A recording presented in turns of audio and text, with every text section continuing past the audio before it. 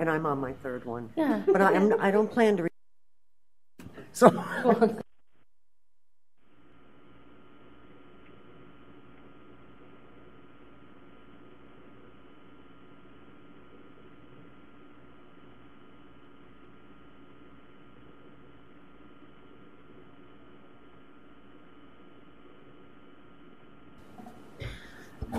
Good morning. I'm going to call this meeting of the Certification Advisory Committee to order at 9:38 in the morning.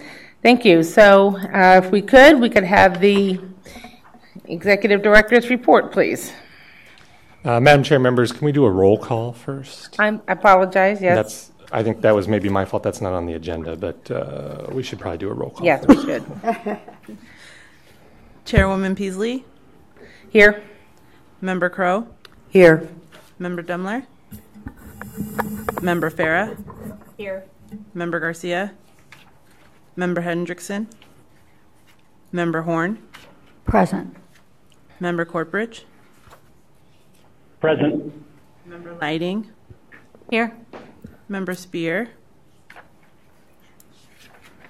Member Tebow.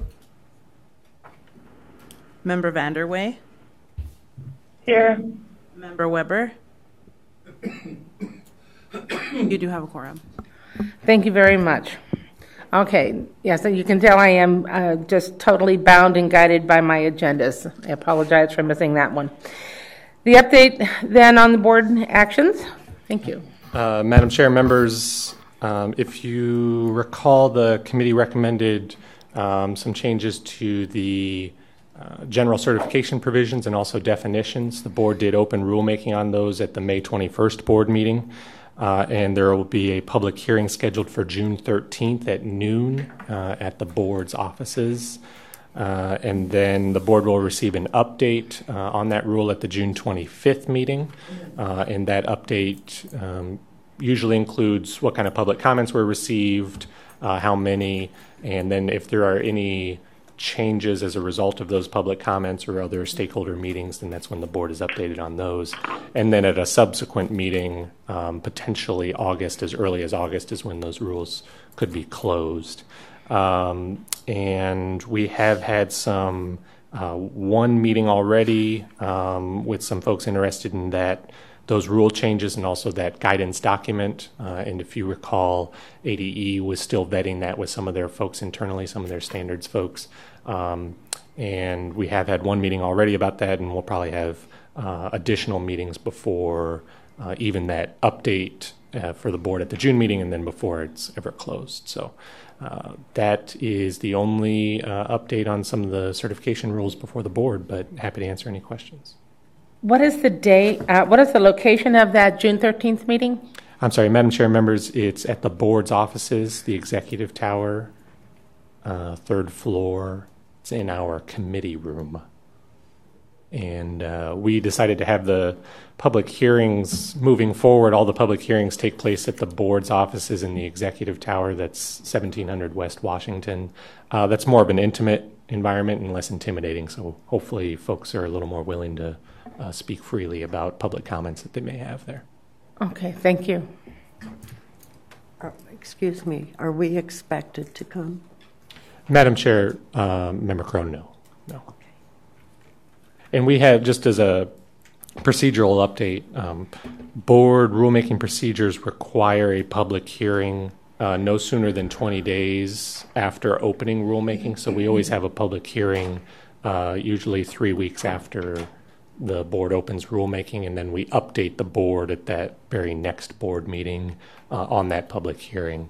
And depending on the rule, there may be less attendance than others. So, for example, the big rulemaking package that we did last year as a result of Senate Bill 1042, we had a few people at that public hearing.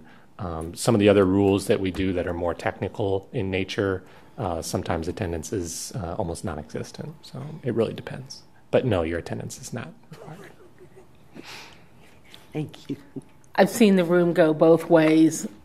Many people, no people. We just talked among ourselves and visited it worked out just fine.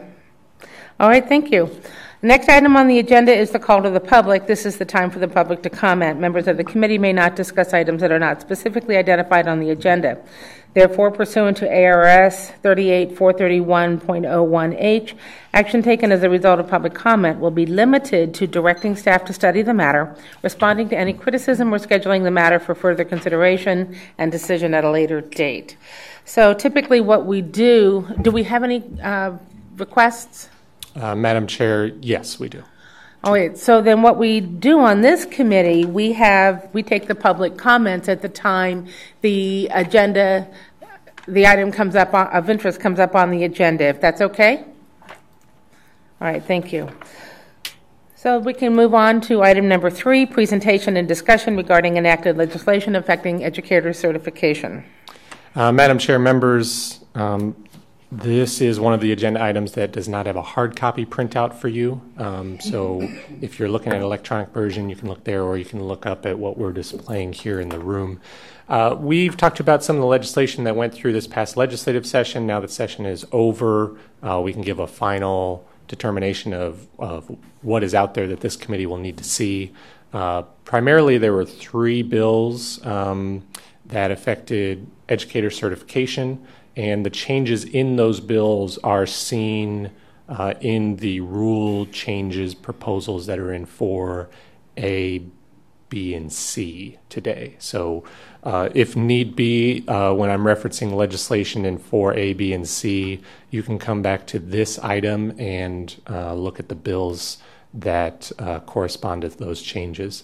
Very broadly speaking, House Bill 2253 amends the foreign teacher certificate, and as you can see, the rule that houses that certificate was already opened by CAC and the board, and we actually made a decision to keep that rule open because we saw that there was some legislation in the works, so we didn't want to have to do things twice or jump the gun on legislative changes, so we just decided to wait, and you'll see those as part of item 4A.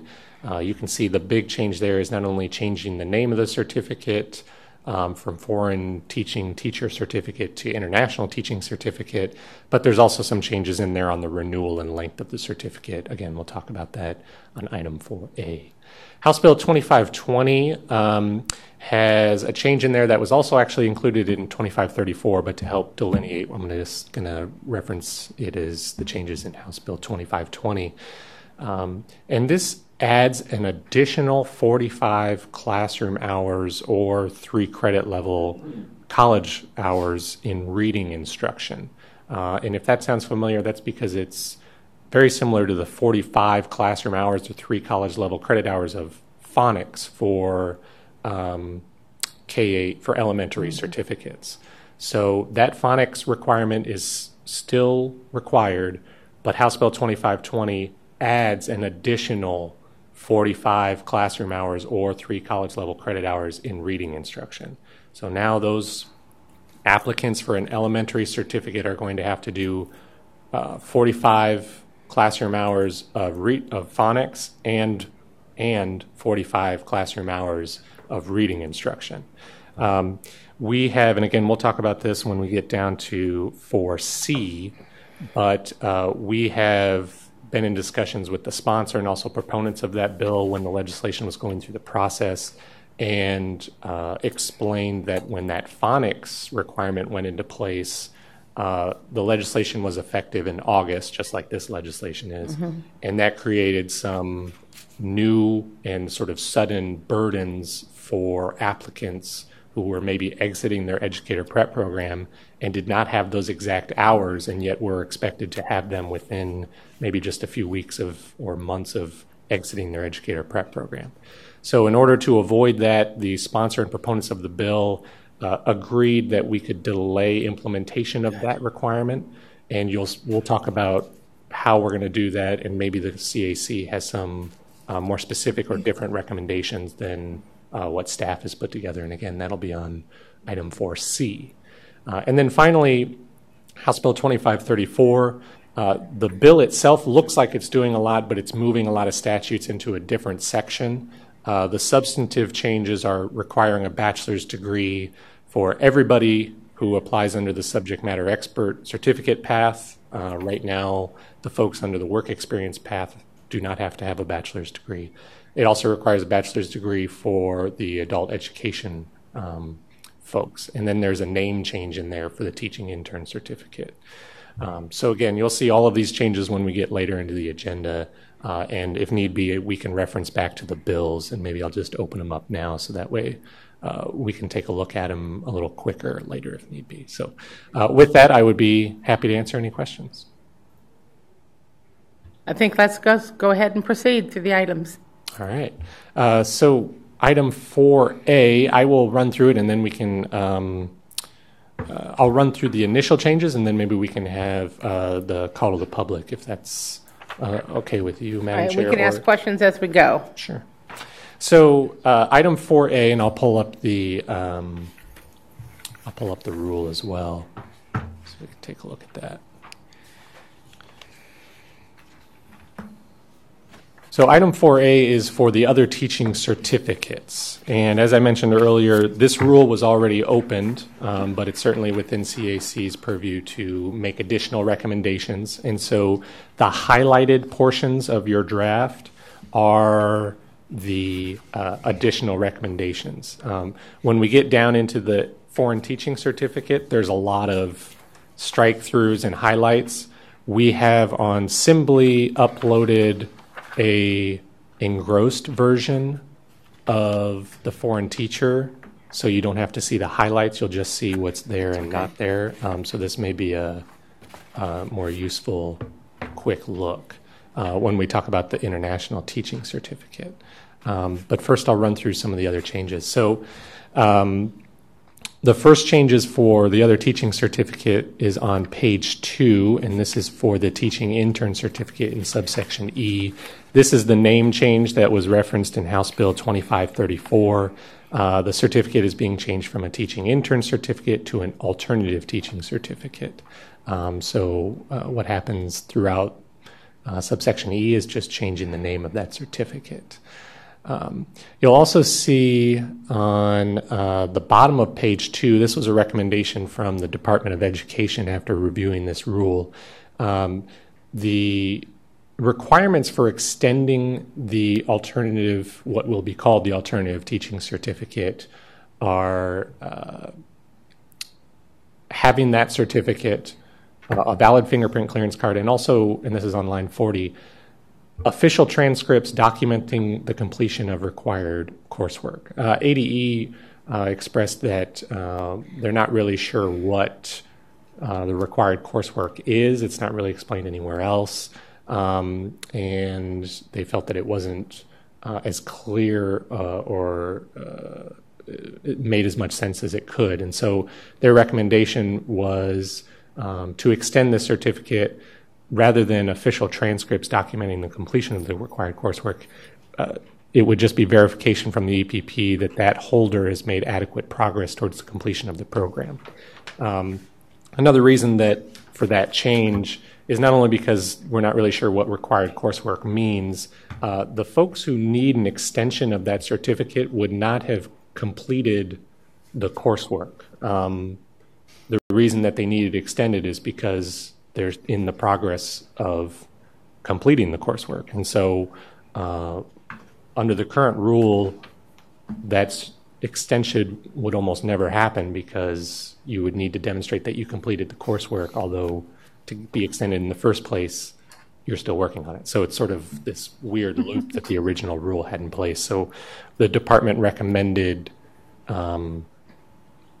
changing that to the underlined language.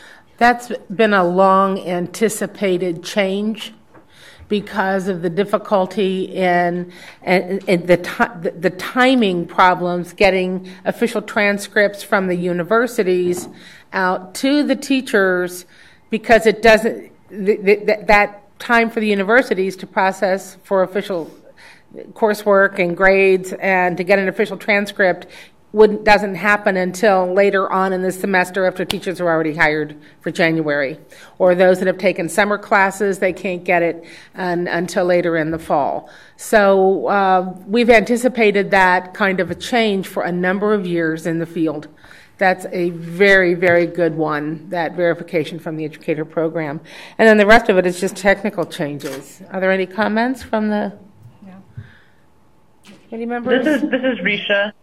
Hi, Risha. May I make a comment? Hi. Good morning. For me, and I know I'm newer to this committee, so I apologize, but is this similar to what the provisional is? No. Madam Chair, Member Vanderway, no. As a matter of fact, the provisional certificates have mostly been done away with. The only provisional certificates that are still in existence are those that needed to be, because we grandfathered some folks in. But there was actually legislation from a couple of years ago that eliminated the provisional certificates. The teaching intern certificate, or what will be called the alternative teaching certificate, is essentially aimed towards those career switchers, so those folks who already have a bachelor's degree and maybe go through that alternative prep program.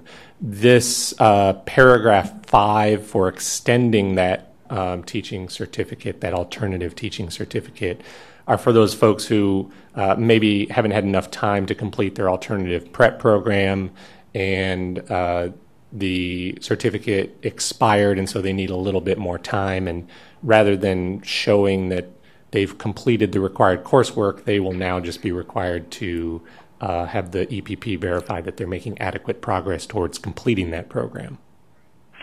Right. Okay. Thank you. Thank you. All right, are there any other questions, comments? Let's go on to item B. Did our public have a comment? And actually, Madam Chair, we still have more within 614 if there are any other, and then we can move on to the public comment. Okay. That's all right. So the other parts of 614 for the adult education certificate, this goes back to House Bill 2534. They need to have a bachelor's degree, and so there's this other path that exists currently. If they had 3 years of experience as a teacher, et cetera, they would not have to have a bachelor's degree. That is being stricken because the legislation requires that they have a bachelor's degree. There are some on line 28, page 3, line 28, there are some strikes of the paragraph within R7-2-619. R7-2-619 is the renewal section. And just by rulemaking and statutory drafting practice, it's generally good practice not to reference an exact paragraph or subsection within a rule or a statute, because when there are changes in terms of relettering, it can get messed up. And this subsection within 619 is not specific to any requirements that are different from other parts of that subsection. So I just want to explain really quickly why that was being stricken. Are there any questions on the adult education certificate changes? Dr. Horn? So basically, the strike through in 2A takes away any kind of experience in education, and all we're asking for is a bachelor's degree in anything. Is that correct? Madam Chair, Dr. Horn, that's correct, yes, and that's because right now there are two pathways to get that adult educator certificate. It's a bachelor's degree or 3 years of experience, which does not need to have a bachelor's degree. Due to the legislation, that second pathway needs to have a bachelor's degree, and so it just makes sense to strike out the work experience pathway, because otherwise it would be a bachelor's degree or a bachelor's degree and 3 years of work experience, which is kind of redundant. Well, it's only redundant.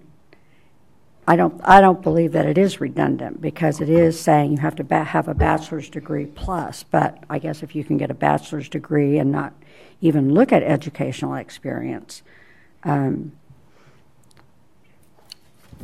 I disagree with that, but I guess that's okay. Well, that's just how the rule has been always written. Somebody could have a bachelor's degree in business finance and not have had any educational experience, but they would still qualify for the adult education. So there were two ways to get it. So we're just taking off the experience, which is another conforming rule to the existing statute.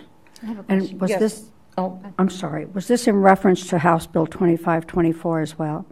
Madam Chair, Dr. Horn, House Bill 2534. Correct. 34. Thank you. yes, Dr. Lighting? Yeah, my question is just what about the renewal of those certificates? What about if there's people who've gotten the certificate with experience? Will they need to get a bachelor's now? Madam Chair, Dr. Lighting, no, usually they are grandfathered in without specific language, and usually the general rule of thumb is that we don't retroactively place requirements on folks who already have certificates. But I can double check with the department, who I should have mentioned earlier is unable to join us today because they're at leading change in the Teaching Institute, the Teachers Institute. But I can double check with them to confirm that. Was no members on the phone? Okay, Mrs. Crowe? The number B, where you have on page 2 at the bottom, you have verification from the educator preparation program. There's only one educator preparation program, or should it be an educator preparation program? It's referring to a program, therefore it should be capitalized. Madam, educator prep program at that time, and so the holder would need to provide verification from that educator prep program as opposed to any educator preparation program. So, well, because that's confusing to me. Verification from the educator preparation program, which should be capitalized, sorry, that the alternative teaching certificate holder, I want to know who the educational program is. And If you designate one educator preparation program, then obviously you have a person in or a place involved that you're going to send them to.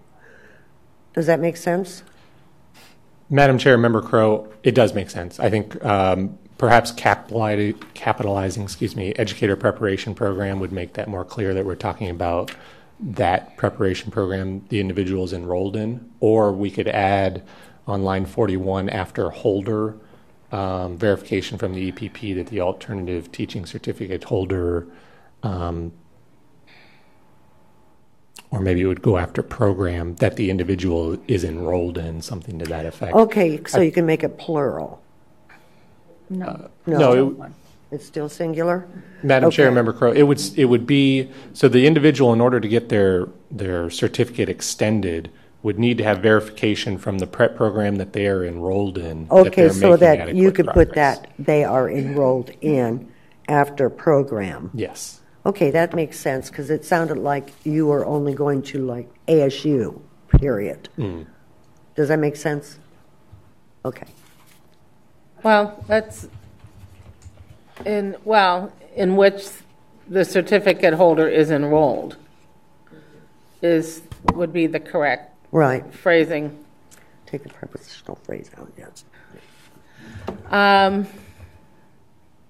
And I'm just wondering, is that going to, will that add clarity? I mean, we have not done something like that before. I understand your question. And, But there are so many educator preparation programs, and that's all covered under another rule. But we have universities, we have colleges, we have community colleges, private colleges.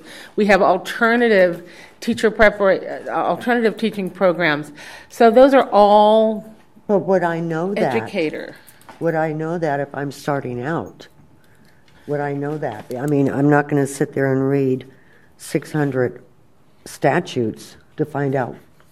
For this particular certificate, oh yes, they know that because they have not. These are individuals who have not entered the teaching profession yet. They are enrolling in a teacher preparation program. They already have a degree because there's already a lot of requirements. And these are folks who are looking to enter the education program, enter the teaching profession as a teacher before they've completed all of their work. Okay, but see, So- as a public member, if I'm Okay. reading this, Got it. and I'm confused because it seems to me you are designating a certain educator program entity. That's why I brought that up. Thank you. You're welcome. You can Madam do it if you Chair, Madam Chair, Member Crow, I guess staff maybe would recommend that we keep the language as is, partially because ADE is not here, and Right.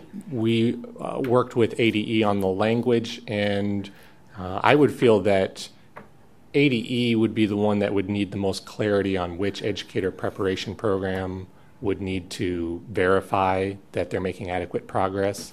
And they didn't bring up any concerns about a lack of clarity when we had worked on the language. So I would recommend that we could leave the language as is. I'll take out all caps, but I'll work with them to ensure that if they need extra clarity, then we can add that, and then we can make sure that. In actuality, you're only deleting that and putting in which. That's all. You're adding 2 words and taking away 1.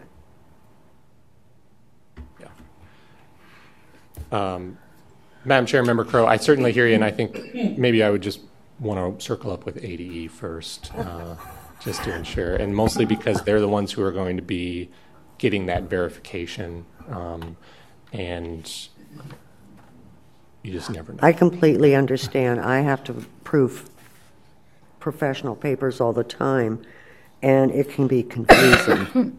But if you're speaking the acronyms and the language of a teacher, and I'm not a teacher, it's confusing to me. And so you're used to that language. I am not. Right. Understood. Absolutely understand that. We had initially discussed to proceed through the changes, and then we would have then typically we would call for a motion. I'm feeling, though, that with this recommendation, that we want to have a motion on this change, or to withhold it from the from the recommendation for this rule package. Madam Chair, members, I think because it's a smaller change, I think we can still move forward with it, and then we can always circle back, and when we talk about maybe rescheduling a July meeting, it's something that we can close the loop on later. And especially because with the effective date of the legislation being in August, it would be nice to get the rules sort of moving at the board level, which would be this coming June meeting, in which materials go out in the next week or so. So I think staff would feel more comfortable if we move forward with a recommendation, then we can close the loop at a later date. Okay. Thank you. Any other questions on item B? Then let's go on to item C, the elementary teaching certificate. Madam, I'm sorry. I apologize. I'm looking at agendas and not looking at my letters on this one. Excuse me. Madam Chair, members, that's right. We're still on item 4A, which is still the one rule, other teaching certificates. And I just want to make sure there's nothing at the. I'm skipping past the international teaching certificate because there's some other changes there that'll be a more robust discussion. The other change is down here, which is just striking when the effective date is for subsection K. That's on page 5. We're just striking that because we're after that effective date, and that's antiquated language that we can strike. So with that, I will now shift over to the international teaching certificate, which is subsection I, and that's on page 4. So what I'm going to do actually is I'm going to pull up an engrossed version of this so we don't have to look at the original changes and the old changes, and what we're looking at here is just the original rule with what we're looking at recommending today. so we don't have to worry about what's already been opened. So I'm going to run through really briefly what we're looking at here. Changing the name of the certificate from the foreign teacher teaching certificate to an international teaching certificate. That's as a result of the legislation in House Bill 2253. There's also some changes in here. Striking out is required for a teacher, profession, professor, et cetera, and just saying it's issued to teachers from foreign countries. That's just sort of cleanup. There's an addition here for the United States Citizenship and Immigration Services, excuse me. That's to help capture the Q1 visa holders. They're already being issued those certificates, so this is really just conforming to what's happening in practice. The J1 visas are under the State Department, which is already referenced in rule. Subsection 2 is some of the bigger change to this certificate. The legislation initially had some time limits on the renewals, and initially the certificate's only valid for 1 year and can be extended up to 2 years on an annual basis. After speaking with the sponsor of that legislation and some other folks in the field, it made sense and it is recommended that the certificate, rather than be valid for 1 year, is valid for the length of the visa that individual is holding and allowed to work in the country. And of course, it's not to exceed 12 years. My understanding is that most of those visas are around 5 years, and actually we have some folks who could correct me if I'm wrong. So we're not in any danger of getting to 12 years, which is the length of a standard certificate. But that made sense in that the individual, if they're here to work, would be able to teach for the amount of time that they're authorized to work by the U.S. government.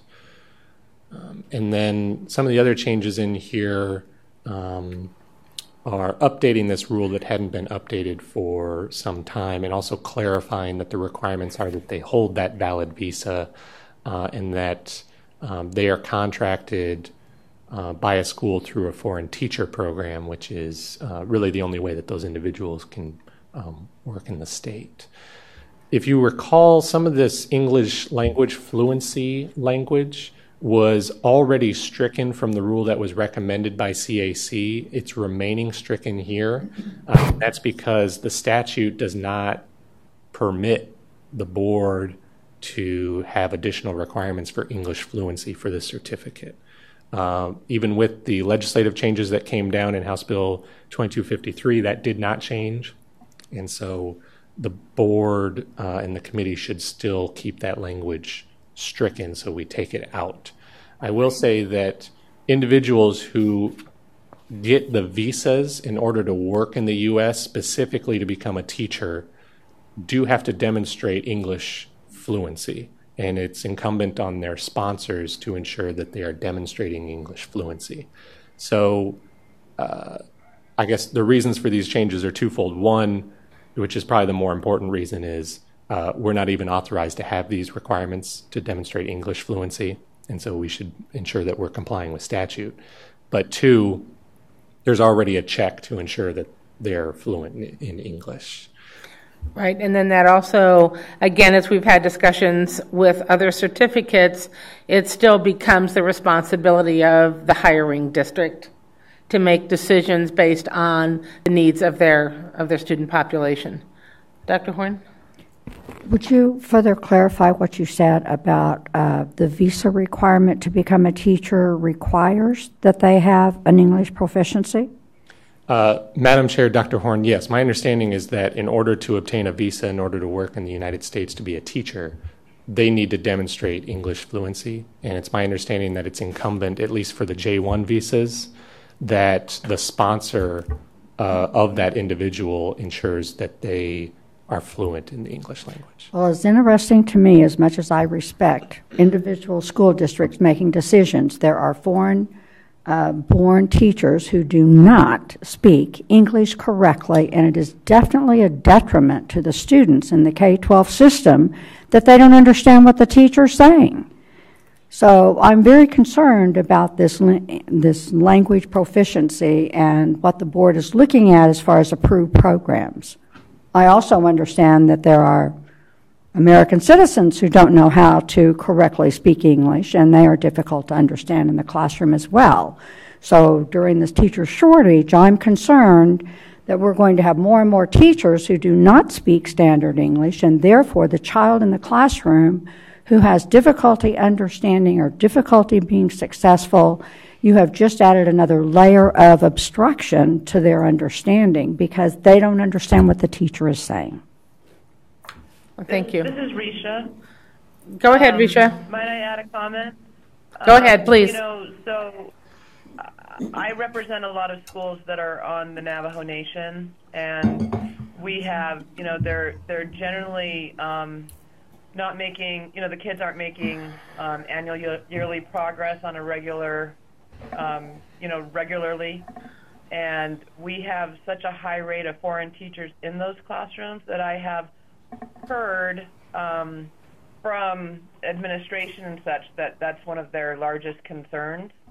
Because you have kids that are struggling, they come into school behind anyway, and then their teachers, I'm not saying that their teachers aren't qualified from an international perspective, but I do believe that when we have vulnerable populations and kids who might not necessarily be strong in their L1 or an L2, and then you provide a foreign instructor that has an accent or is hard to understand, I think it puts our kids more at risk than we might assume, especially if you look down the pipeline of a K-12 system and how many teachers are from another country. Thank you. Thank you, Risa, for your comments. I just want to remind the committee, however, though, that what we're doing with striking out this section of the language proficiencies is conforming to state statute. That we cannot have board rule conflicting with state statute. So the only remedy that we as citizens have for this change is to go take this issue back through the state legislature, our state legislators, and have them remedy this with a statute when they reconvene in their next session. And I absolutely do understand, and I do hear the concerns.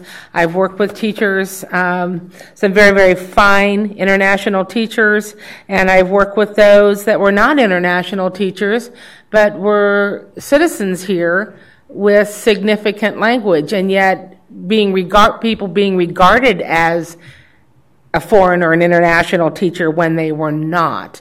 So it's not just an issue just specific to the language issue. In English proficiency and understandability without the accents is a challenge, is an issue. Can you help me understand how expecting language proficiency is in conflict with state statute?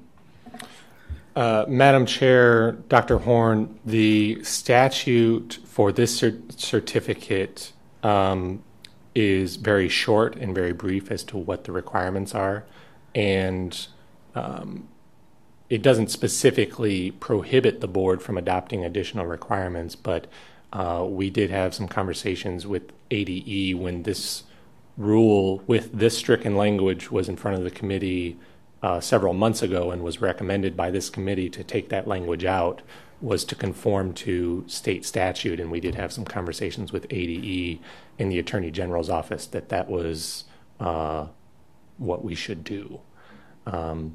So, I think that we certainly want to ensure, especially in this climate of paying so much attention to the board's rules regarding certification and some of the pressure that the board gets to ensure that our rules are up to date and current and in compliance with statute, especially with a bill that was just passed dealing with this. Want to make sure that we address it as best we can. Thank you for that. Janet? What state statute is it? It's part of House Bill 2253, and I don't remember off the top of my head which I think you have that section open. number. Yeah.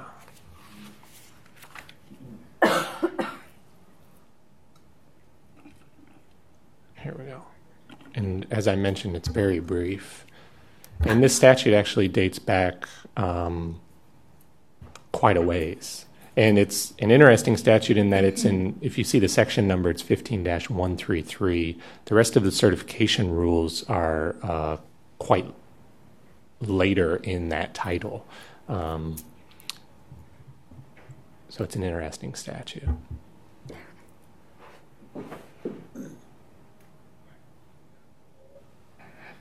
Any other questions or comments?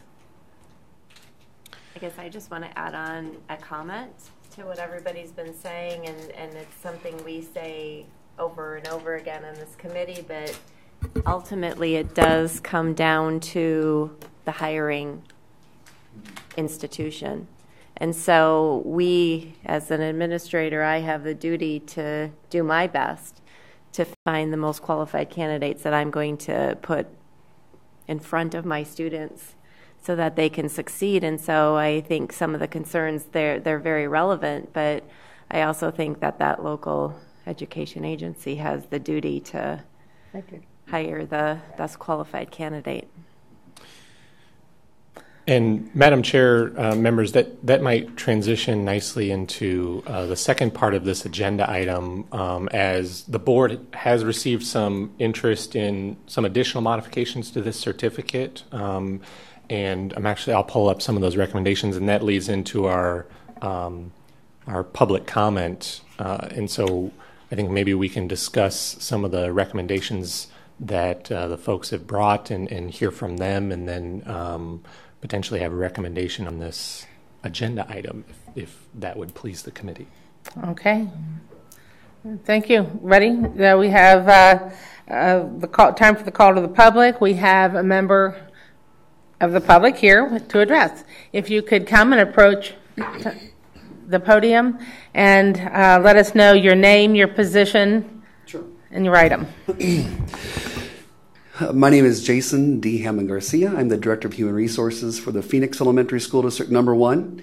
And I'm also the immediate past president of the Arizona School Personnel Administrators Association.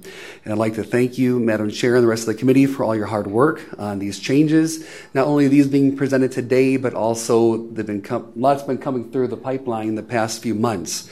And I've been speaking with my colleagues who are very appreciative of all the work that you've done. And many of these changes just make common sense. And we thank you for listening to our concerns. I know that a lot of times the information comes from ASPA, from the HR at the different school districts, and we appreciate you being receptive and making these changes, so thank you.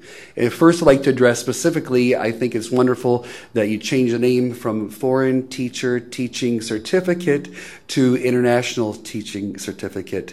It's much friendlier language. And I think is a good move. So thank you for that. I would like to address a couple issues here, and you have that before you now. Some recommended possible changes, and I'm not sure that's really up for your specialist here to decide how you want to handle this. Let me give you a little background. During my last 10 years, it's hard to believe, as a Director of Human Resources at Phoenix Elementary School District Number 1, the teacher shortage has continued to worsen year after year after year. I'm very proud to say that we've maintained a higher fill rate than most of our surrounding districts. We've done very well at Phoenix Elementary Number 1 for many different reasons, but one of the biggest reasons is we always try to think outside the box. And so during this past year and a half, I had the opportunity to travel extensively in Mexico, and most recently to Guatemala, just before the unfortunate eruption there. But I will also as a result, be hosting the Minister and Vice Minister of Education of the country of Guatemala, as well as their 3 university academic deans of their colleges of education for a Guatemala Education Delegation Summit to be held at the Phoenix Elementary School District on July the 10th. And I'll send you, whoever would like to attend that, I'd be happy to send you an invitation. It will be a wonderful experience.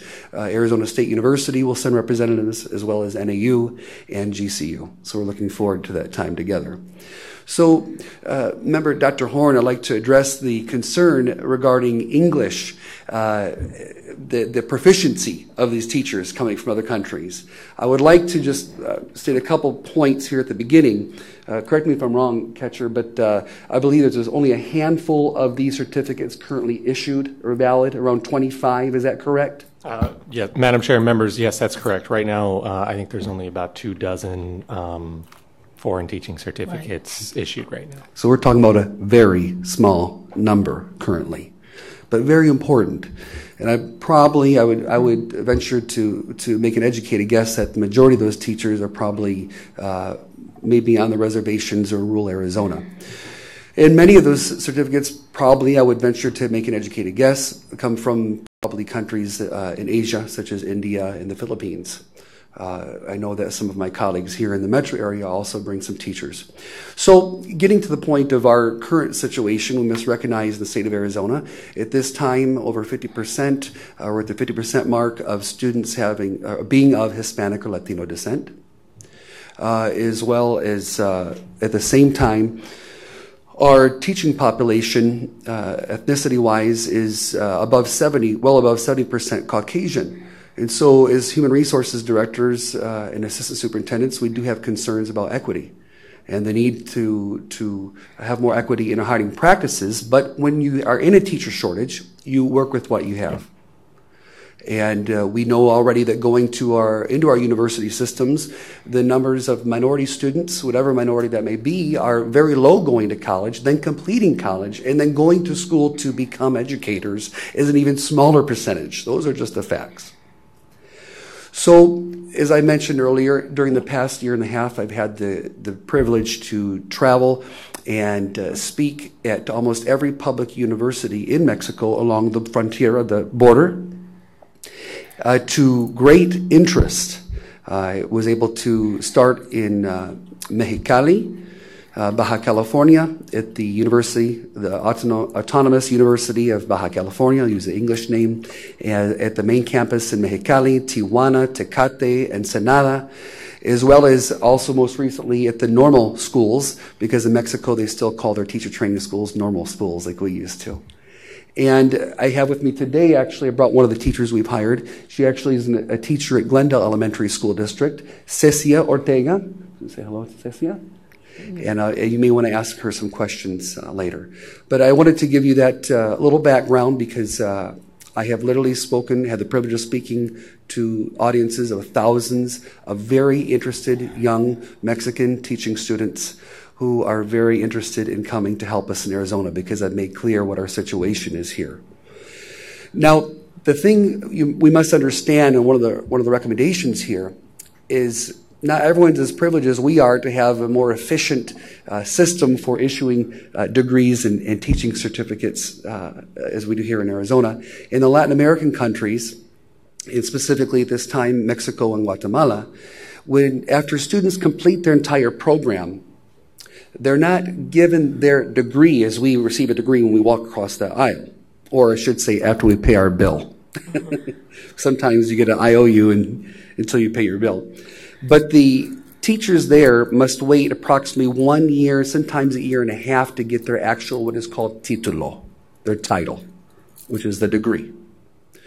So I've learned in my studies, boots on the ground in these countries, that they're given, that when the teachers or the students successfully complete the program, they're given what's called a carta de pasante, the letter of passing. This is recognized in Mexico, Guatemala, and the other Latin American countries that this is, it's essentially the institutional recommendation that the student has successfully completed their program.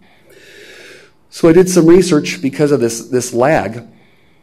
Many of these students are graduating. They have because in Mexico, in Guatemala, the students don't live on campus. They don't have dormitories like we have. They're working and they're going to school. They don't have that luxury that we have. So many of them have already taught for 3 years or so by the time that they are graduating from their program. So they're meeting those requirements of the J1 visa, the experience, the professional experience. But the hang-up we have here is that they don't have that titulo.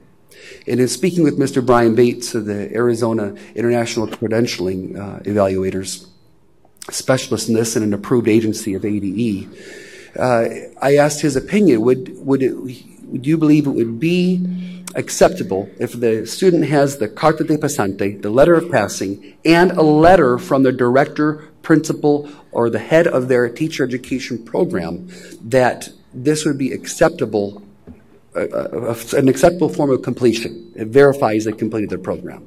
And he did agree with that. So that's one of the changes I'd like to present. Going back to the concern about the English language proficiency, of course, where would I start when I had this hypothesis initially? I went directly to the escuelas de idiomas, the schools of languages at the universities, because I knew I'd have a higher chance of finding proficient students, or students proficient in English, and my hypothesis proved to be true. And I was also able to learn that at most of the Mexican universities, the teachers in the teacher of language programs, they're specifically going to school to teach the English language. But mind you, much as we do with an SEI course here, or ELL course, they're teaching the language through content. So they're teaching all subject areas. If we could allow the teacher of language degrees specifically, because we have a proven higher level of English proficiency, because one, they take the Cambridge Teaching Knowledge Test in English, as well as they're taking the English as the TOEFL test. They're also having to demonstrate high levels of passing that. That really helps us address the concern about the English proficiency. But we would have to be able to accept the degrees for teacher of language to be an equivalent for whatever area they have an emphasis in at the elementary level or the secondary level for a crossover or crosswalk with Arizona certificates. So something to consider, and I'd be happy to ask or answer questions now or later about that. Okay, I do have a question. While you're talking about a letter of passing, wouldn't that be covered under the proposed change of Section 2, or Section 3A? It says verification that the applicant has completed a teacher preparation I saw in the home country, or is that, or we need to work that? Thank you for pointing it out. Excuse me, Sure. hold on. I think we need to rework that sentence. It says, it says verification that the applicant has completed teacher preparation in the home country or country of legal residence that is comparable to the requirements to qualify for an Arizona certificate. I think that does stand okay. Would that letter of passing be part of this verification? Madam Chair, members, and this sort of goes to a couple of these recommendations that I had talked to Mr. Hammond Garcia about. That really would be a determination, as the rule proposal stands right now, that ADE would have to make administratively. And so that's something that we would want to talk to the department about. Would they, in verifying the completion of a teacher prep program in the home country or country of legal residence, accept carta de pasante? And I think that's something that we can circle up with ADE about. They do currently have a process for evaluating foreign transcripts. Actually, to be more specific, they don't evaluate foreign transcripts. They rely on the foreign crediting evaluation agencies or something like that. So, and I don't think that that's in board rule anywhere. That's something that ADE has set up administratively on their own. And so that's something that we can work with ADE to talk about how or if this would work for them, and if they feel uncomfortable not doing it administratively, then maybe that's something we can talk about doing in board rule if that's what the committee would like.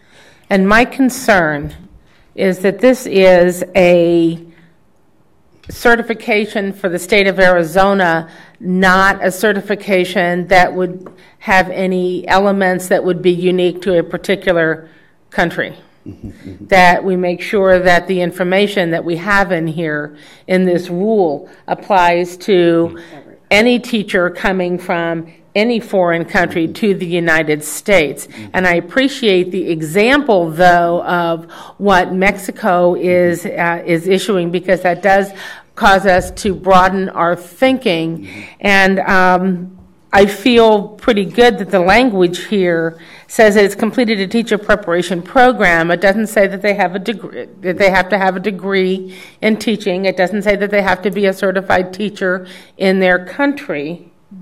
And we already have a process for evaluating those that is in place for evaluating transcripts to assure the well, maybe so.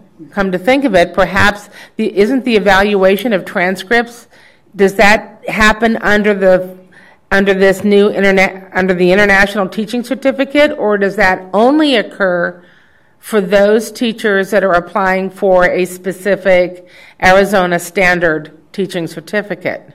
Catcher, do you know that? Madam Chair, can you repeat the question? I'm sorry. I'm sorry. The question is, the evaluation of foreign transcripts, is that a requirement under the International Teaching Certificate, or is that unique to those individuals applying for a standard Arizona Teaching Certificate in one of the other areas? Madam Chair, members, I think that I would have to confirm with the department. However, in order to issue them a certificate in elementary or secondary in some of those specific subject areas, my understanding would be that they would have to go through an evaluation of some point in order to know which certificate to issue. Okay. But I can confirm with ADE. I'm thinking so, but I just did want to know that's not a requirement that would be good, that is already in place, since it's not in rule, it's a practice. Janet and then Dr. Horn. What criteria is the evaluation for a foreign teacher? Since I don't know, I always assumed a foreign teacher would go to a university.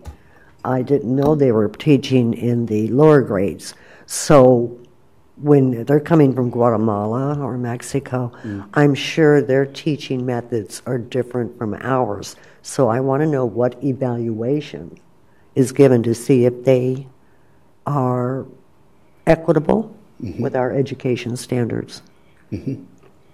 Yes, my example of Mr. Brian Bates from the Arizona International Credential Evaluators, a local company here approved by ADE to be used for this purpose, that's a very highly skilled, highly trained, specialized area.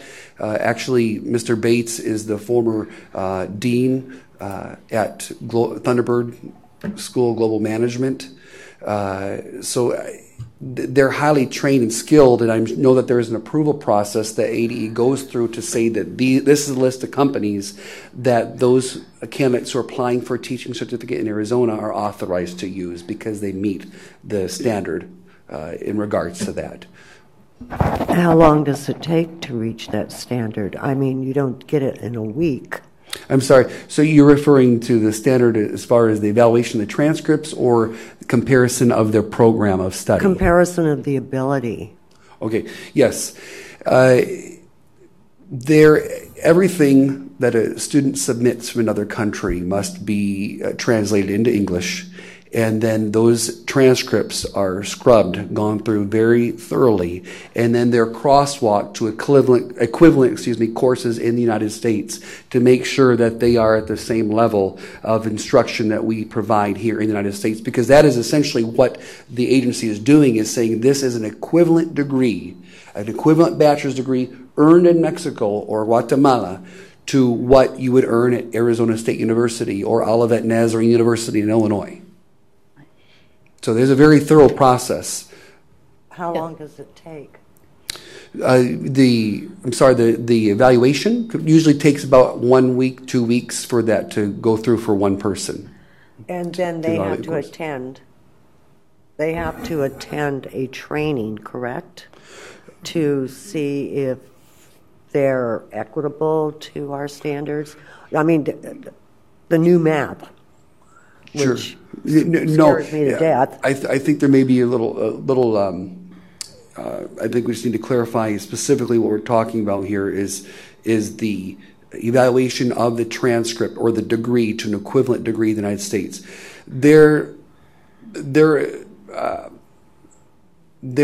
aren't any other systems like what you're speaking to in place. That's really up to the hiring agency, the local education agency, as well as the United States Department of State, because they're also looking at this degree and saying this is proven to be an equivalent degree for teaching in the United States. So there's different levels from the United States Department of State for the approval of the J-1 visa to being issued a certificate here in Arizona or any other state. So they're being taught the same way, the students going to ASU, NAU, whatever. Well, they're being taught the same way of doing things as we do in the United States. Not necessarily, but pedagogy is pedagogy. Educational psychology is educational psychology. If we're studying the greats and the experts in the field, then that is what they also use. I can't speak to every university, but I can speak to the universities I've visited, and they are studying the same things that we're studying here. Right. The teachers under this certificate do not have the requirement to pass any of the Arizona teacher proficiency exams. This is a temporary teaching certificate that would only stand as long as an individual's visa. Which is like 5 years. So this person will be could be up to 5 years. Mm-hmm. Correct. So it's 3 years initial issuance with the visa, and then it may be renewed 2 additional years, 1 year at a time, for a total of 5 years. Because the intent of a true teacher exchange program is for the teacher to return back to their home country and institute what they learned during their time here in the United States. But to answer your question, if I can understand really the root of your question here and share the concern to make sure that they're receiving training in advance. There are many of us districts that we've been talking about this, recognizing that this type of situation with a J-1 program, teacher exchange program, is too large for one individual school district. So we're working to form a consortium to help make sure that the teachers are proficient in English, that what they're studying is equivalent and closely related to what we're learning here. And then also to add an element of preparation before they get here so that, one, there's a thorough screening process, an application process, and there's face-to-face interviews with teachers in other countries. But when they are actually, before they get here, they're taking an introduction to the American education system, culture, and society that we're working to prepare them. I'm actually in talks with Arizona State University to achieve this end. So thank you for describing that there are supports out there for some groups of of individuals seeking to obtain this certificate, but we need to understand it doesn't apply to all, just those that would go through this organization. Dr. Horn. We also at the university use that international company to tell us what is equivalent for those foreign country degrees. Jason, you mentioned that you were talking to Mr. Bates about a letter of passing and a letter of, I didn't get the second. Yes, the second one would be also, because just to ensure at a double layer that we have evidence, since the student would not have their titulo, their title or the degree, that we can feel 100% confident the student has successfully completed the teacher preparation program. We brainstormed and thought what would suffice for this. One is that definite carta de pasante, and then an additional letter from the director or principal or head of the program, because that way we're making sure that all loose ends have been tied up, that they've paid their fees, that they have satisfied any outstanding hours they perform, hours of community service, and those types of things that we may not have here. It just adds another layer of verification that we felt would add strength in confidence that this person has completed their program 100%. So then these two letters would suffice, in essence, for a degree? Yes. Even though they don't have a degree per se? Correct. Now, do they get a degree after a year? Yes. Do they? Yes, Okay. thank you for but the it's that year wait period. That is correct. Okay. The reason why this is a concern is because it's really the new crop, so to speak, of teachers graduating from the universities, where Mexico has made significant strides in building bilingualism into their program, and specifically bilingual in English. And so we're seeing the highest concentration of students who would provide that English proficiency level that we're looking for are coming out of the universities now. And the situation is they have the experience, professional experience, the 3 years required for the J-1 visa, but they don't have that título. So if we're able to accept that, then that will help us be able to work with more individuals.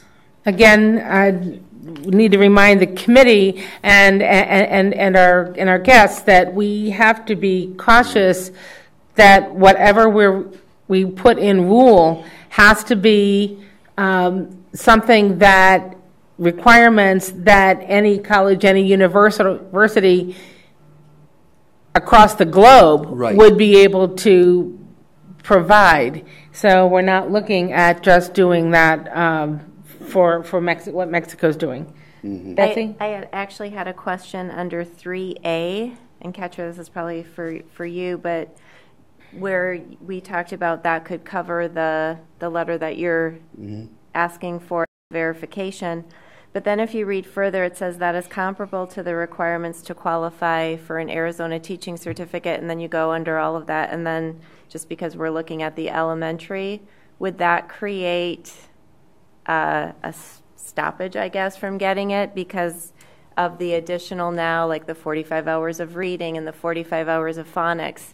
If you look under, if I'm a K-8 teacher coming from any country, is that going, by adding that in there? Madam Chair, Member Farah, so if you look at the stricken language on 3A is verification that the training and background comply with the comparable Arizona teaching certificate provided, et cetera, et cetera. So that's the existing language.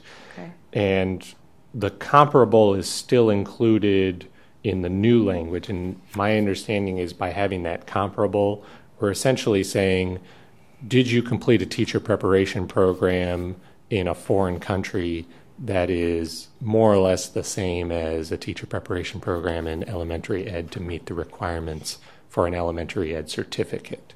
And so by using comparable instead of exact, for example, we're not saying that, okay, so you have to have the elementary ed teacher prep program that includes 45 hours of phonics, in which case we wouldn't potentially even have the certificate. We would just issue them a standard certificate that has it. So I hear your concern. I think that the comparable takes care of that and says, ADE is just looking to make sure that they're, and they are doing that and have been doing that with this certificate, just looking to make sure that they're more or less the same. And that's ADE, but then ADE doesn't really look at the transcripts. They use the other agency that helps them with the credentialing. Correct. Okay. Madam Chair, Member Farah, my understanding is that they have a quite extensive list, actually, of agencies that they use. Okay. And I don't know, actually, maybe if we can get clarification, I don't know if ADE asks those agencies to evaluate or if the applicant needs to go to the agency and then the agency evaluates. And It's up to the applicant. The applicant must contact the agency. ADE provides an approved agency listing, and it is quite long because it's not just limited to Arizona. It can be any company in the United States that does this work. Thank you. Right. Yeah, there are so many different languages. There are different companies that specialize in different languages of the planet, Absolutely. of our universal world. I just have one Dr. more Horn? question. Are there any recommendations, Jason, that you're proposing to add to this, or just coming forward to support this? I'm coming forward to support this. I did give input for these specific recommendations. Okay. So these are the recommendations I'm here to support. Okay, thank you. Thank you. It seems to me that of the concerns that were raised about what kind of a letter would be acceptable from universities in Mexico, it seems to me in our discussion that the requirements that we have listed out here in I-1 and 3A, it does appear to me that it meets your concerns, and that there would not be barriers to teachers who don't hold a current certificate, because we don't have language here that says that they've held a certificate. We need to have language that they completed a program, and it sounds like your letter of passing or your Carte de la Pasante meets that they've met the requirements for a program, and that that successful completion of that program, that would be all encompassing. Sure. I agree with you. My concern is I would, as a practitioner, I want to make sure that whatever this committee would recommend and ultimately goes to the state board, that things would be viewed the same way at the counter. Yeah. You see what I mean? And because we may see this here now, and I agree with you. I want to make sure that everyone's on the same page with this so that we don't have any surprises when teachers start to come and apply for certificates. Right. And unfortunately, we don't have ADE here with us today. But I think that we have found that the less prescriptive the rule, the more flexibility is applied at the counter. I agree. And the understanding, and as we have been working with ADE over the years through this committee, that has been the absolute standard for them. If we start putting too many criteria in, that causes those difficulties there at the counter. Catcher?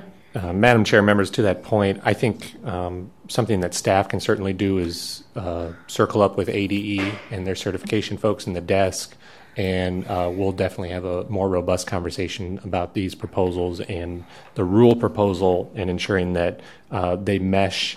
And if ADE and certification feel that they need some clarification in rule, then that's something that we can bring back to the committee at a subsequent meeting. So is this rule then not ready to be moved on, for recommendation to be sent to the state board? Madam Chair, I think that just similar to an issue earlier, this is something that we can circle up and close the loop on, but it's something that staff would like to get the ball rolling at the board level with the effective date of the legislation in August and where our board meetings line up. It would be nice to get this rule open and start getting some public feedback, and then at hopefully a July CAC meeting, if need be, we can close the loop on this and have some additional recommendations for the rule. But staff would feel more comfortable if we move forward with the proposal as is and then close the loop if necessary. And then I would like to also remind the committee, as well as myself, that the language that we move on and we request go forward to the state board is not necessarily the language that will be enacted, because as a result of the public hearing, because of the board state board member input, that language can change. And so I'm feeling much more comfortable about passing this on, even though we don't know what it's going to look like. We've always moved on language that we knew, we had an understanding of what language was going forward. We have 2 items now in this certificate that we don't know. I just want to be clear on that. Right, and Madam Chair, members, I think you're correct in sometimes after CAC sends a rule to the board, it ends up having subsequent changes as a result of public hearings and whatnot. I think with these 2 proposals specifically, staff would not incorporate them into any open rule without first coming back to CAC as this proposal was first heard at CAC, and it seems like the committee would like some additional information. And so we'll make sure before incorporating any recommendations as a result of these requests to come back before CAC first. But you're right, in other circumstances, sometimes public comment comes in and there's additional stakeholder meetings and there's some subsequent changes. Right, yeah, that happens. We've just had more clarity, but we do have a timeliness that is a real concern for both of these issues. Are there any other comments? I just wanted Robbie, to... Risha? I'm good. No, I don't have a comment. Okay, good. Yeah, I just want to say that I'm excited about this opportunity because I feel like rather than just people who have a bachelor's degree, we're talking about people who have experience and have learned how to teach. They understand pedagogy, and so I'm actually excited about this opportunity for Arizona. Thank you. Thank you. I just wanted to add to that. I see that some of these items we talked about are similar to what you discussed and the changes for the alternative certificate. Yeah. So it really is in alignment and is timely because the consortium that we're looking to put together, we would like to be able to help the districts this coming school year because we know, just as last year, we had a couple thousand positions yet unfilled after school started. Right. And part of the approval process from the Department of State that I've personally overseen for this is that we have to prove that we have teachers ready to go once the State Department approves this. So I can tell you I have a stack this high of resumes of teachers that I've met with that are ready to go. And that's why it's timely, and I hope that you'll also share this urgency. And I thank you for your time and thank you for your hard work and your attention to this matter. Thank you, Thank Jason. you, Mr. Hammond Garcia. You have a guest here and who came all the way down to the Department of Ed. And so is there a comment? Would you like to address the committee? I don't want to put any pressure, just if you'd like to come down all this way. Good morning. My name is Ceci Ortega. I'm currently first grade teacher, currently working in Glendale Elementary School, District 40. I met Jason in Mexicali, and I totally agree with him because we do experience that we have to wait a year and a half, sometimes 2 years to get our actual degree. We can start working in Mexico, but I'm a dual citizen. So it was hard for me to come over here and work because I didn't have the título yet when I graduated.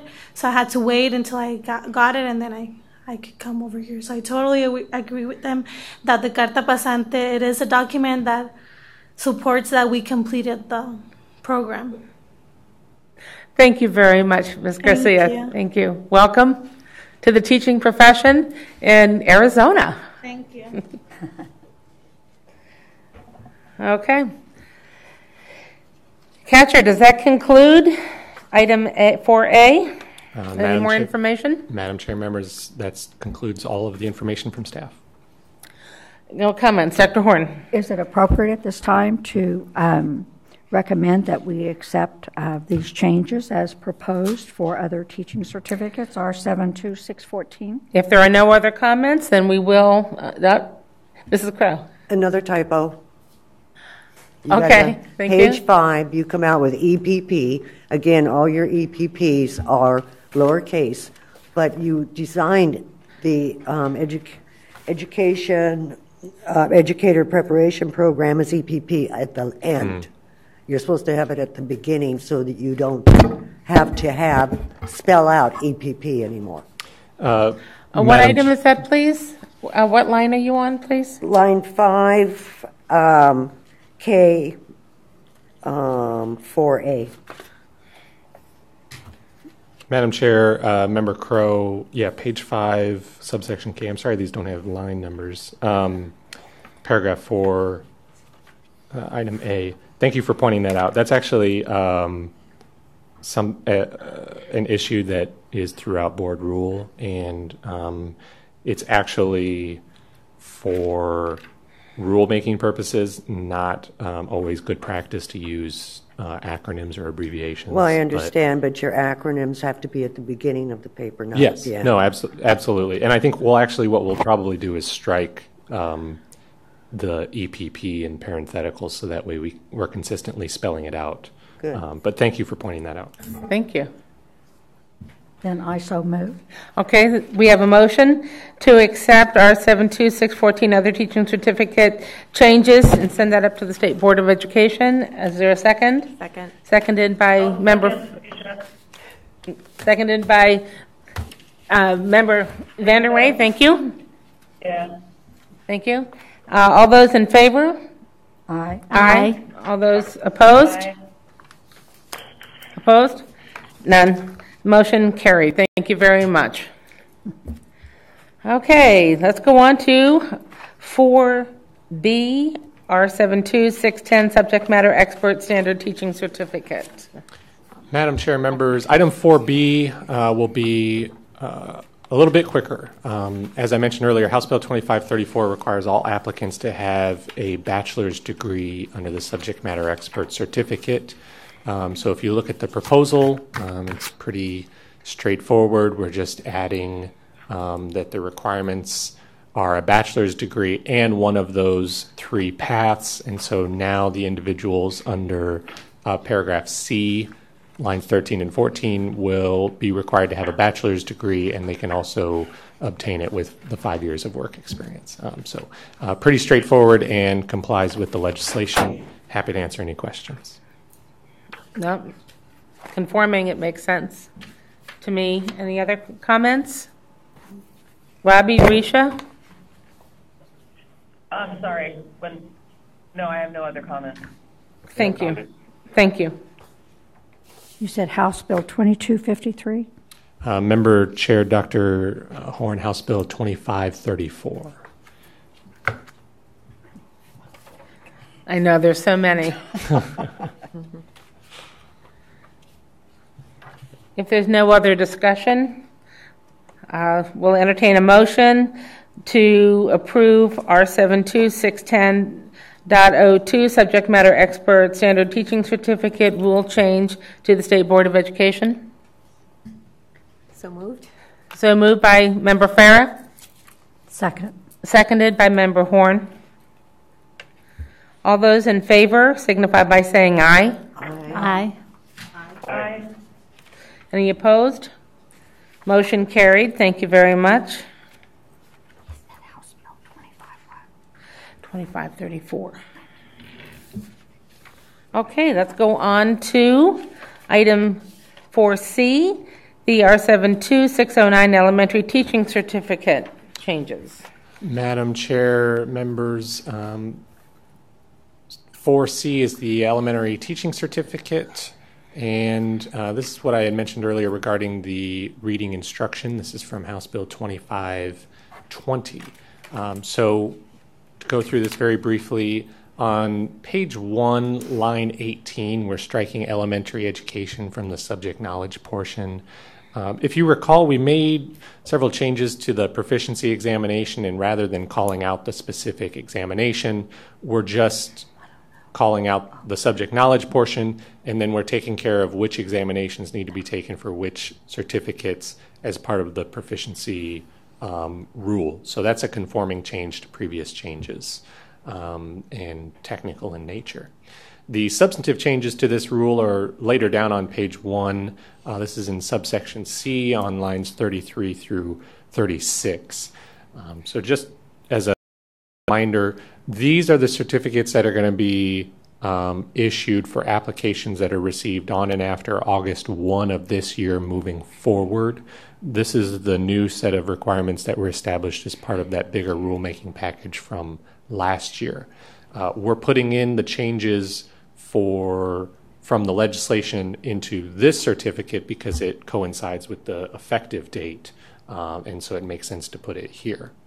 So to walk you through on line 33, as you can see, currently the research-based systematic phonics, is already required for this certificate. However, when we created this new certificate requirements for the new applications on August 1 and moving forward, we did not carry over the statutory requirement for the 45 hours. Okay. And statute's very specific that it needs 45 hours or 3 semesters of instruction. So currently it's only research-based phonics, and in order to make sure that we're still complying and in line with statute, we wanted to add the 45 hours just to make sure that we're on the same page. Again, it's not that certificates being issued up to this point are out of compliance. We haven't started issuing those certificates yet, but we just want to make sure we caught it before going into August 1. So the changes as a result of the legislation are on lines 35 and 36. And this is to add, if you notice, we had already included research-based instructional strategies as a pretty fleshed out definition for those certificates. So this committee was already thinking about that as a requirement for elementary certificates a year ago. We did not obviously have a specific hour requirement on that for those applications. And so we're adding the at least 45 hours or the 3 semester hours for the research-based instructional strategies, which, again, this committee had already done the work on fleshing out what they thought that should look like. You'll notice that it's delayed for applications until applications received on and after August 1 of 2020. And this is what I referenced to earlier, that the sponsor and the proponents were comfortable with delaying the implementation of that requirement to allow EPPs and to allow applicants time to get those hour requirements. Now, the length of that delay is really something that this committee can think about and talk about more, and something that the board can discuss more. There's some leeway in what that delay would look like. We started with 2 years because we felt maybe that was a good middle ground to keep the intent behind ensuring that those folks have the specific hours in reading instruction, but to provide them with enough time. So that was really just something that we felt on staff was a good compromise, but something the CAC can discuss more if there are different ideas on what that delay should be. I'd like to make a comment. Historically, when there have been recommendations to add a course or maybe 2 courses, the committee has recommended a start date of 2 years. When there were significant changes to the educator preparation program requirements involving multiple courses, we would look at that. We took a lot of guidance and information from the universities, depending upon where they were in their program, anywhere from 4 to even 6 years out. This is adding a course, so this fits in with what we've done in the past with putting it out for 2 years. If we think about students undergoing a traditional teacher preparation program, they've got 2 years of general education requirements. Then they start into the 2 years of the focus on the education courses. So this start date of August 2020 does make sense for me for those students who are currently undergraduates in programs. Anyone who's finishing up their junior year or going into their junior year, they would not be beholden to this, and those colleges and universities that ramp it up offer the course for them in their current program, if that's a possibility, is an option for them. It doesn't change what they're required to do. Dr. Horn, is that correct? That's correct. So does that August 20th to 2020 date work? That's hard to even say. I know. Yes, as far as I know, there is no issue about that. I will double check with the dean, but I have not heard anything. Yeah. Yeah, I'm just thinking, so when you say 2020, you're saying August of 2020, because I'm thinking right now if someone's entering their junior year, then they would graduate in May of 2020. So they would have to make sure, if they don't have this additional class, right, they would have to make sure. So I guess that would be my question. And I have to look at this a little more carefully. It does say August 1st, so if it's August 1st, they'd have to make sure they get their certificate before that time, or take the class. But some people's schedules are so tight that to add one more 3-credit class. Another date that we have used is October 15th. And we've used the October 15th date because that helps with the scramble of school districts hiring people in August or after getting them, starting them into the certification process, people moving in from out of state, and here it is the first week in August, and we're getting applications in. So I'm thinking October 15th, if that's a possibility, would eliminate a lot of the scramble here at the counter. I like that as well, because I feel like there are some students that may have one class hanging out there that they need to take in the summer, and then they might run into a problem getting that August. Yeah, so I just kind of feel like that gives them just that little bit. Do you think that would be a possibility, Catcher? Madam Chair, members, yes, absolutely. Okay. The certification, I know, would be very grateful for an October 15th, because then that way that hiring scramble is passed, and we don't have to worry about the folks finishing up their summer classes. Yeah. That makes sense. I feel more comfortable with that too.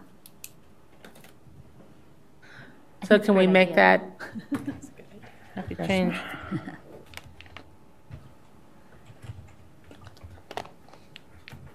Robbie, Risha, do you have any comments? Does this all make sense? Yeah, it makes sense to me. Thank you. I do have a question. This is Robbie. I do have a question on how about out-of-state teachers? How does this apply to them having this additional requirement, or is this pretty standard in most programs that they would come to us with these requirements? Madam Chair, Member Corporich, so if they had a certificate from another state under reciprocity, they would be issued the same certificate in Arizona, regardless of the requirements from the educator preparation program or the professional knowledge or subject knowledge. Under reciprocity, statutorily, they're issued the same certificate. Okay, so they would not be required to take these additional courses then? Madam Chair, Dr. Corporich, that's correct. Okay, thank you very much. Mrs. Crow? How would this affect our foreign teachers? Madam Chair, Member Crow, so under the International Teaching Certificate, that has its own set of requirements. If they were applying for a standard elementary certificate, but they had a foreign transcript, I think that ADE would have to evaluate to ensure that they had the 45 hours. But I would have to confirm that. And I don't know how often that happens. As we talked about earlier, the International Teaching Certificate, right now there's only a couple dozen. I don't know how often folks come in with a foreign transcript from another country's teacher preparation program. But we can look into that. And that foreign teacher or soon to be international teacher certificate is still different. It's not the standard elementary teaching certificate. It's a separate certificate. This change that we're talking here specifically is for the Arizona Standard Elementary Teaching Certificate. So they're a different set of rules? Yes. Okay. For 5 years? Pardon me? For the length of their visa, or not to exceed 12 years, because the state statute has it that all standard teaching certificates expire after 12 years. But their visas can be, if they're here under a visa, and that's the only way they can get that international teaching certificate, the visas are good for up to 5 years with their extensions.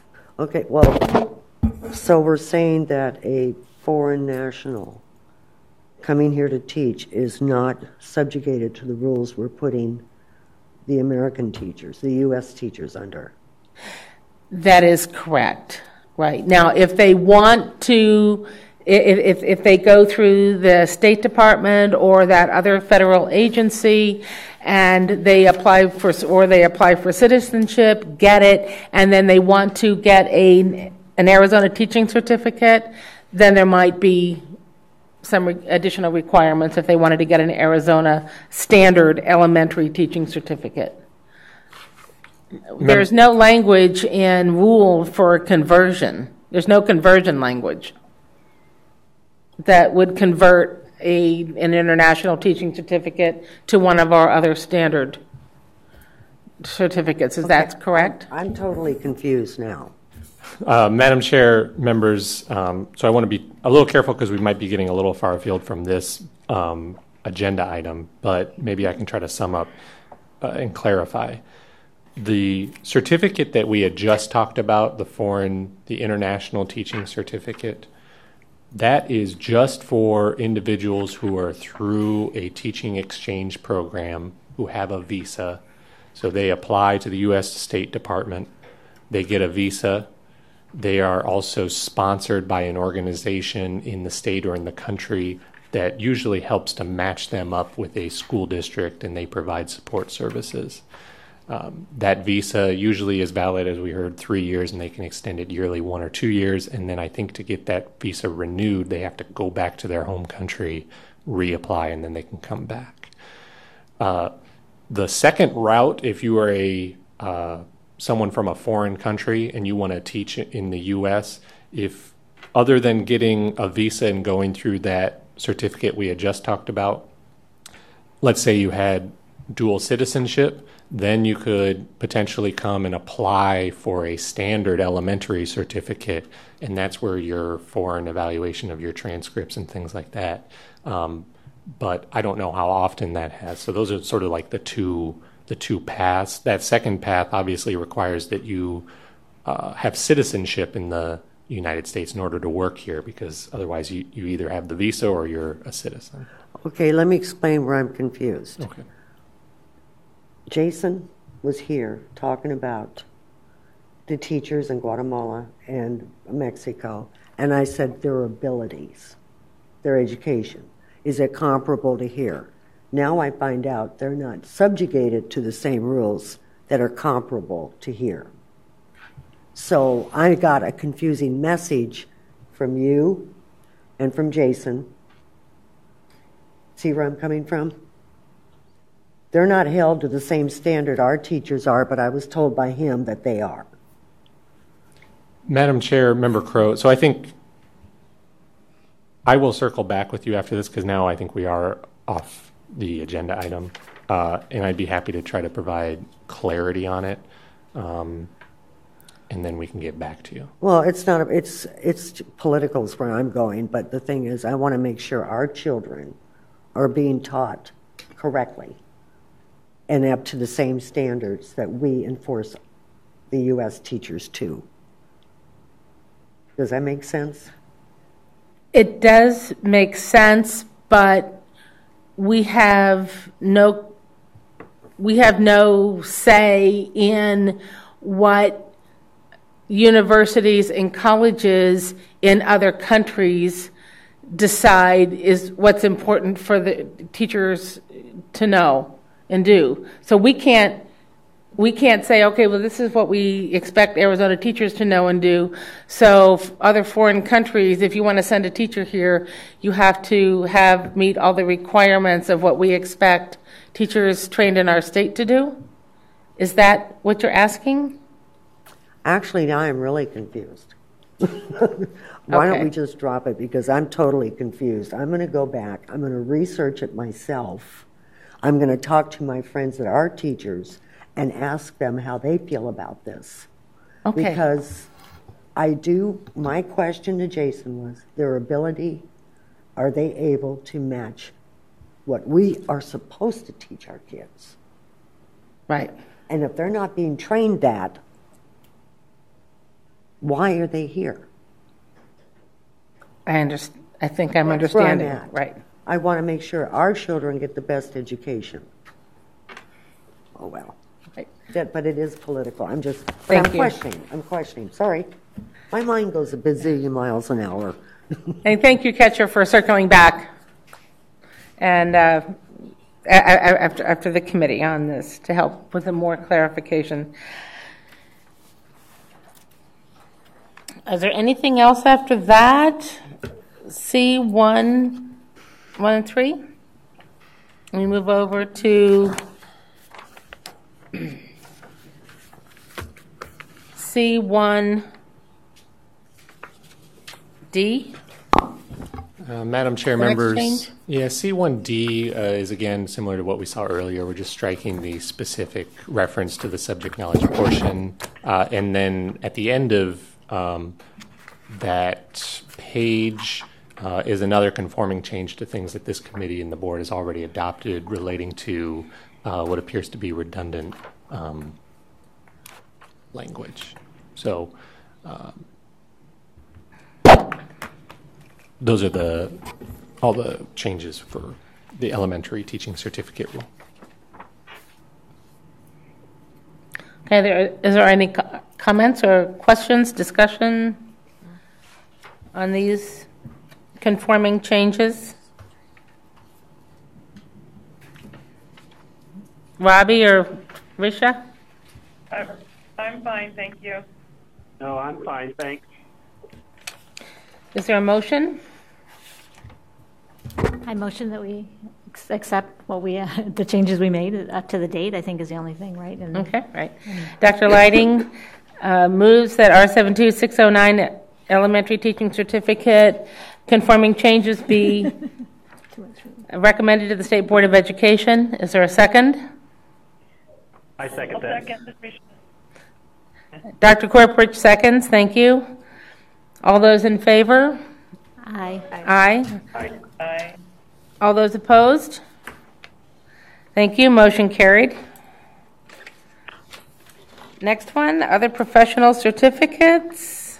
Madam Chair, members, item 4D is for the other professional certificates. If you recall, this is the guidance counselor certificate, so we actually have language this time, and this is as a result of a couple of those presentations and discussions that this committee had and an understanding of where the committee was at in terms of the direction they wanted to see the changes go. So we did talk to the folks who brought this rule, and they had a look at the proposals as well as department staff, and they feel good with it. There is the name change from guidance counselor to school counselor. There is the provision that says that the certificate is optional, but the local governing boards may require it. And then there's the addition on lines 18 and 19 that says that they may include continuing education credits in college and career readiness as part of their renewal, which is not wholly unprecedented, as there are other certificates that allow for very specific continuing education credits to account towards their renewal requirements. I did just want to mention one other thing that is a technical change on here, and those are lines 9 and 10 that states that a valid certificate from another state may substitute for this requirement. We have the reciprocity rule that covers all of certificates issued in another state being automatically issued for certificates in this state. So as we go through some of the rules, we're going to be eliminating language just like this just to clean it up. And then that's the extent of the changes to this, with the exception of, again, for the social worker certificate, there's language about or reciprocity that's already covered in the reciprocity rule, so we can strike that. And so with that, I am happy to answer any questions. I think the changes make good sense. I like the change from guidance to school counselor, since their responsibilities have so significantly changed over the decades.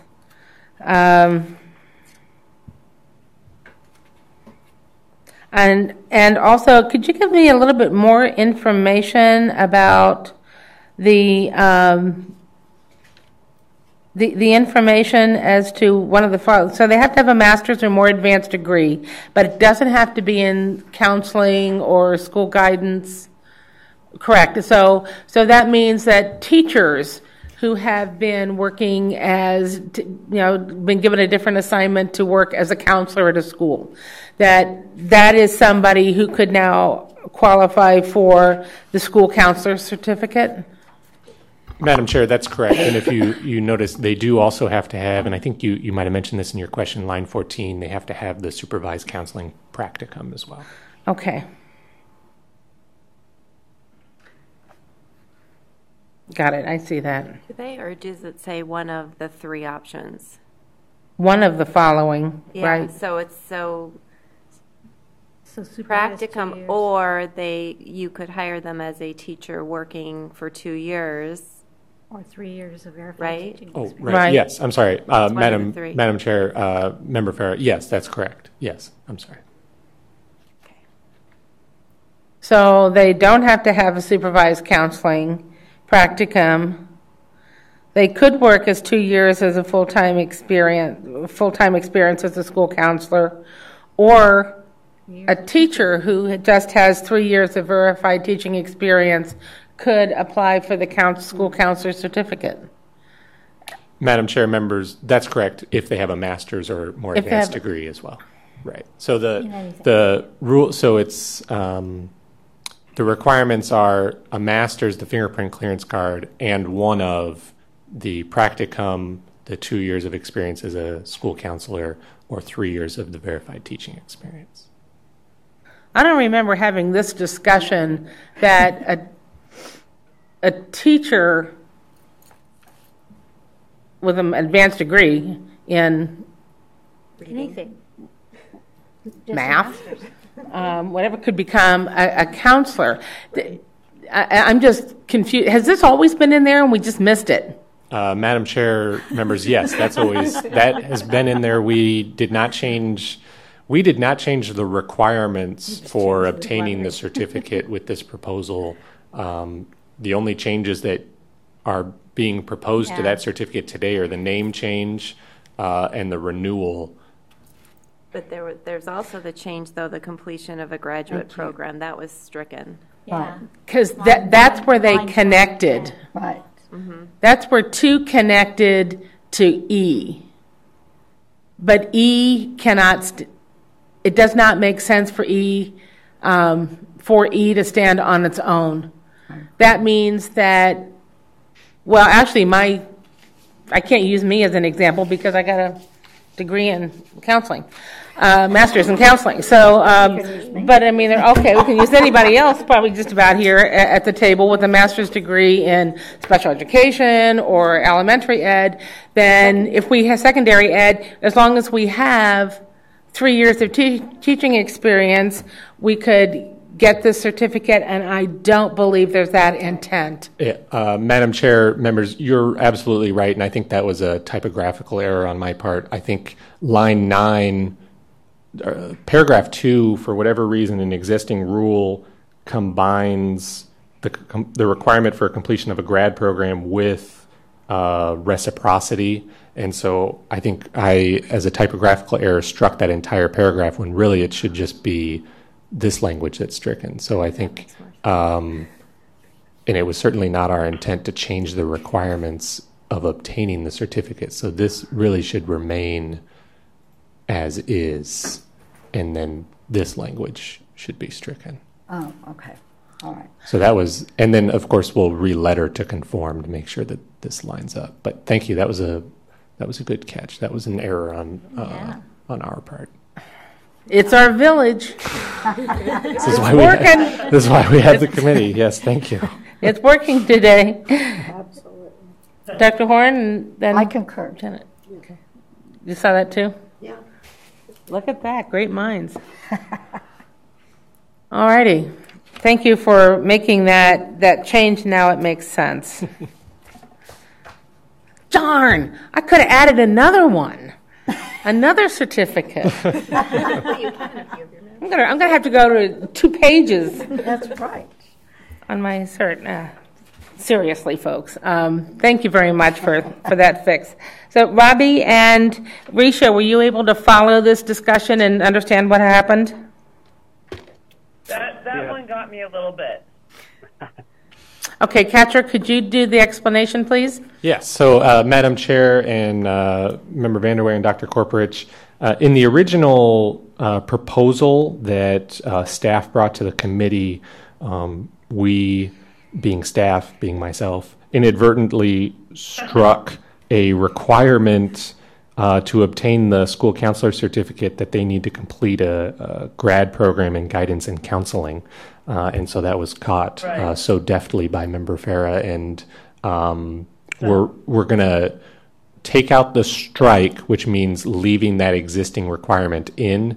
Leaving number 2 in there, right? Correct, with the exception of the second sentence. The second sentence will still be stricken because that deals with reciprocity, which is taken care of in a different section of rule. So reciprocity still applies to these folks. They just won't have it specifically called out in this rule. Right. Thank you. I'm good with it. Thank you. Thank you both. Okay. Do we have are there any more comments, discussion? Then we'll call for a motion for R72617. Other professional certificate changes as amended to the document be recommended to the State Board of Education. So moved. Moved by Dr. Horn, seconded by? Second. I'll second that. Seconded by Ms. Farah and Dr. Corporich. All those in favor signify by saying aye. Aye. Aye. Opposed? Aye. Thank you. Motion carried. Thank you very much. And Madam Chair, before we move on from this agenda item, I did just want to call one thing to the committee's attention, maybe something for the committee members to think about. The board has received some interest in revising the social worker certificate as part of this same rule, and this is on page 2, lines 38, and then going into page 3. We've received some interest, and we've also received some opposing views in changing the certificate, specifically around lines 42 and 43, the requirements, the master's degree. As you can see, it's very specific that it needs to be a master's or more advanced degree in social work.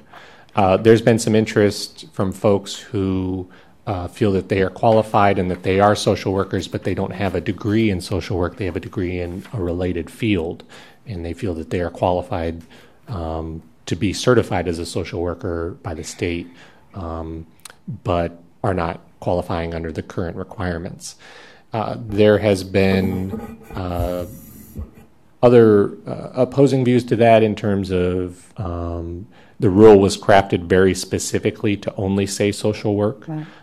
And so we really just wanted to pass those things along to the committee as something to think about and something to consider some more. And maybe if we have some feedback right now, especially because current staff doesn't have the same institutional knowledge that some of the members on this committee had when that rule was adopted somewhat recently even, actually. So just something else we wanted to bring forward, and maybe if there's any input now, that would be helpful. Perhaps the same, the intent of the school social worker certificate was like the school counselor. It's optional, but may be required by governing boards. Perhaps that statement, that language could be added.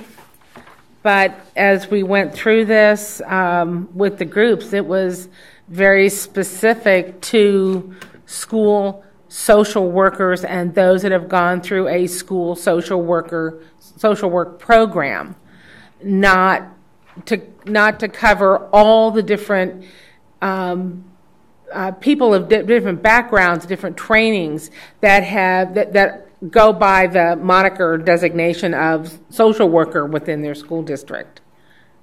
Dr. Horn? In order to remain consistent in the language of the other certificates, we have said consistently it is the completion of a graduate program in guidance and counseling, right, in speech language, and I do believe it should remain in school social work, because as we know, there's a lot of variance between the school environment versus a, in quote, social worker. So I am not in favor of removing that certificate. I am in favor of making the language consistent, but a graduate program in school social work is important, or in social work. Right.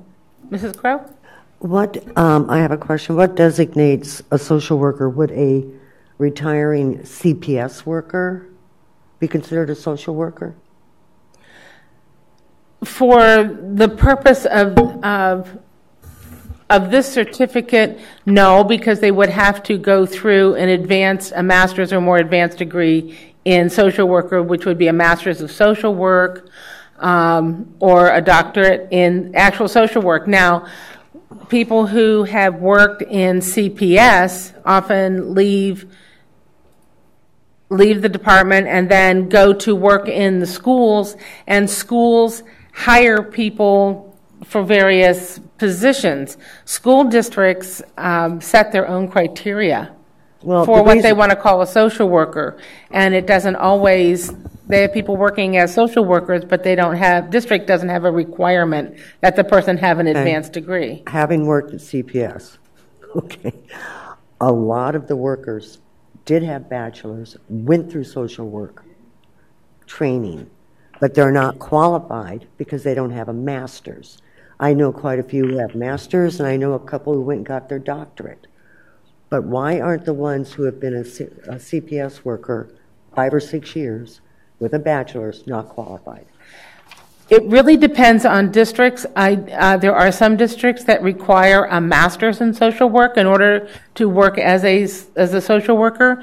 There are other districts that that do not have that same requirement, that if someone has a bachelor's degree in social work, they can be hired. It's different for different school districts. Well, because it's written in stone right here, a master's degree or more. So how can a school change their criteria to below a master's? Because this is not a required certificate. Okay. And that's missing that language, like the school counselor. The certificate is optional, but may be required by local governing boards. And I know we had that discussion, and I really thought that language was in there when we put this through. I think it is. For the social worker. Yeah, I think it is. It may be required by local boards. I'm sorry. Okay. Yeah, there it is. It's just not underlined in blue. So it's not required. Okay. Districts don't have to have this. Okay. I'm happy now. Okay, thank you. Okay. Risha, Robbie, any comments? No. No comment. That's just a point of information and interest. Feedback. Yes. Thank you. Madam Chair, members, thank you. That was helpful. You have some information on item 5, presentation, discussion, and possible action regarding the proposed guidance document for appropriately certified and approved areas. Yes, Madam Chair, members, if you recall at the last meeting, ADE mentioned that they might bring forward that guidance document again for the committee's review, as some of their folks were still looking at it. Of course, with ADE not being here today, we don't have anything additional to look at. I did want to mention, though, that there was a request as a result of a couple meetings that we had that if members of the committee could take a closer look, or when they ask for feedback from the people that they go back to, that there was a couple specific areas of that guidance document to draw extra attention, and that was on the media arts, psychology, and then, of course, special education, and specifically the single subject. Those were areas that folks had hoped that the committee and some of their members would take a closer look at. And again, those are the media arts, psychology, and special education, specifically for single subject.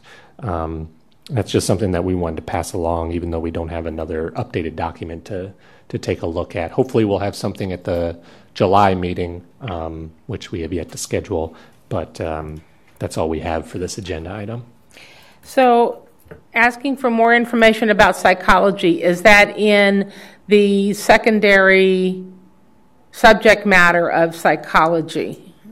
Madam Chair, members, that's correct. And specific, when I mean asking for feedback or taking a look at, it's ensuring that those subjects that I listed off are qualifying in the appropriate places and that we're not adding additional barriers. I think we had mentioned the intent was not to add additional barriers, but to codify what's happening in practice. And I think there's some concerns that maybe in practice for those subjects like psychology, media arts, and SPED, that they will be, if that guidance document is passed as is, end up having additional barriers that they will need to be subject knowledge experts in those areas, whereas right now maybe they're not.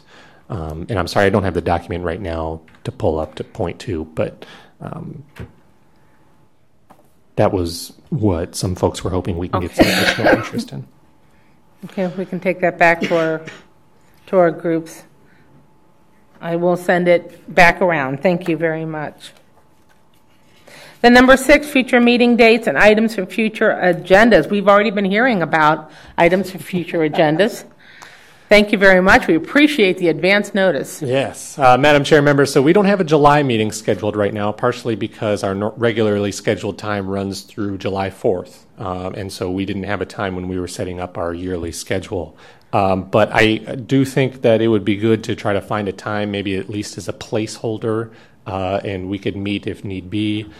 Depending on some of the discussions we had today, it might be useful, and especially if this guidance document needs to come back. So we were hopefully looking at a few days mid-July, and we'll send out a doodle poll, but maybe if we can get a quick poll from people in the room and on the phone if there are dates or times in July that don't work. Right now we were hoping in July, looking at maybe sometime around the 16th or 17th. Just so you know, this is Risha. I'm going on the Colorado River from the 13th through the 30th. Very nice. Yeah, so I've got a 16-day trip. Okay. And I will not be available. Okay, we have 7. We might have to, I don't know if we can hold up. We have a member that needs to leave for a moment, just for a moment. So if we, can we still have this conversation, or do we have to end it? Madam Chair, members, no, I think we can still have the conversation. We're not taking any action. Okay. So I think I think it's okay. The 17th and after would work for me. It works fine for me, too. Fine for me.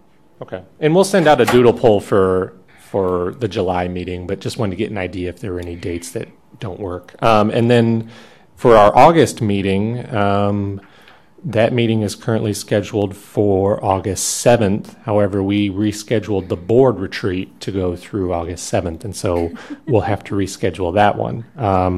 And so for August 7th, we were thinking maybe the 10th or the 12th.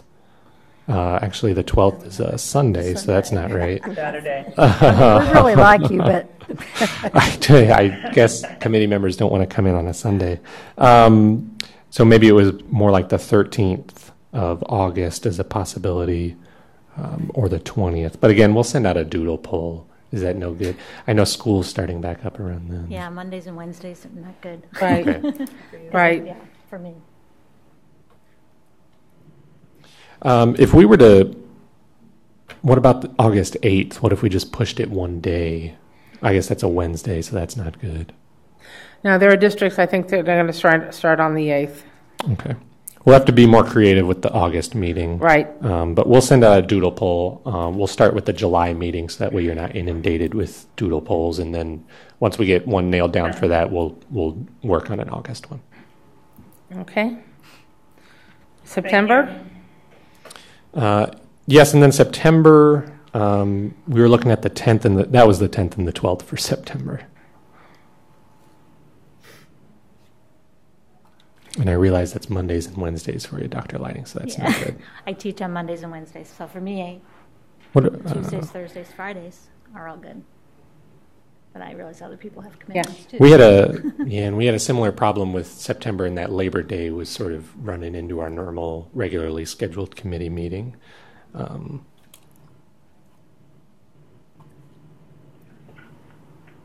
The 10th or the 12th works for me.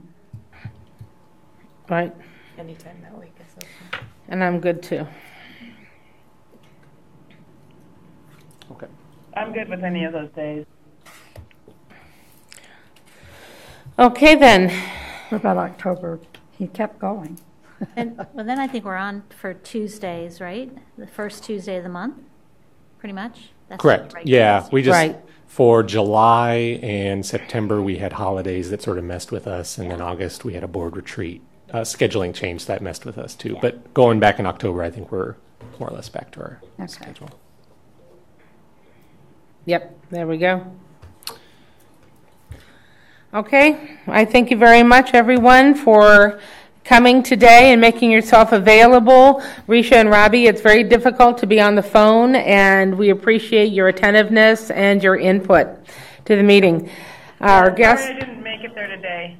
I wanted to, but things just happened to fill me up. So I apologize. I plan to be there more often.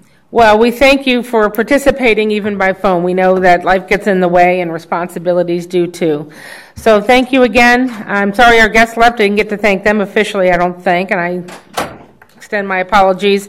So everyone, thank you very much. This meeting of the Certification Advisory Committee is canceled at 11:40.